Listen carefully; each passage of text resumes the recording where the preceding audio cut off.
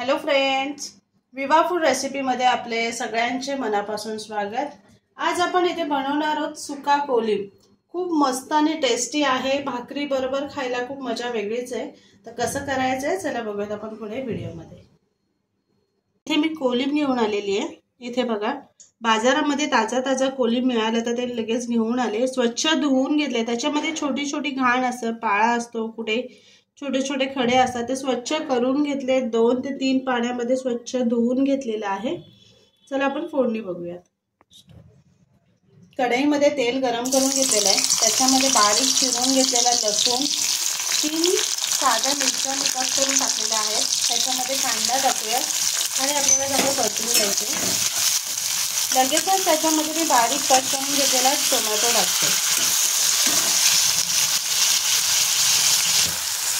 कांदा टोमॅटो आपला सॉफ्ट झालेला आहे, त्याच्यामध्ये आपण हळद टाकून घेऊया आणि मसाला मी अर्धा चमचाच घेतलेला आहे, कारण आपण साध्या मिरच्या टाकलेल्या आहेत त्याच्यामुळे मसाला जास्त घेतलेला नाहीये। ते ह्याच्यामध्ये आपण साफ करून घेतलेलं जे कोलीम आहे ते टाकून घेणार आहोत आणि परतून घ्यायचे। एकदाच सगळं नाही टाकायचे, थोडं टाकून आपल्याला ते परतून घ्यायचे। इथे तुम्ही मसाला नाही टाकला तरी चालणार आहे, मिरचीमध्ये सुद्धा खूप छान होतं ते। तुम्हाला जर तिखट जास्त आवडत असेल तर तुम्ही थोडासा मसाला त्यात टाकू शकता, किंवा तुम्ही फक्त मसाल्यामध्ये सुद्धा बनवू शकता। दोन्ही पद्धतीने खूप छान होतं। आता आपण व्यवस्थित मसाल्यामध्ये मिक्स करून घेणार आहोत। चवीप्रमाणे मीठ टाकून घेऊया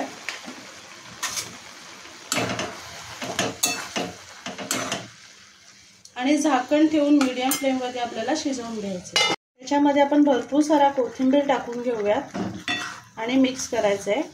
इथे आपला कोलीम तयार झालेला आहे, खूप मस्त आणि टेस्टी लागतं भाकरी बरोबर, तांदळाची, ज्वारीची।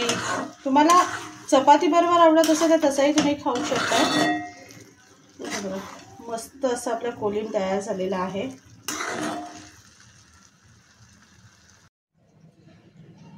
बाजरीची भाकरी आणि त्याबरोबर सुका कोलीम खायची मजा काय वेगळीच आहे। तर नक्की बनवा आणि सांगा कशी झाले ते। आणि असेच आपले नवनवीन व्हिडिओ बघण्यासाठी व्हिडिओला लाईक करा, शेअर करा आणि सबस्क्राईब करा। चला तर मग भेटूयात आपण पुढच्या व्हिडिओमध्ये।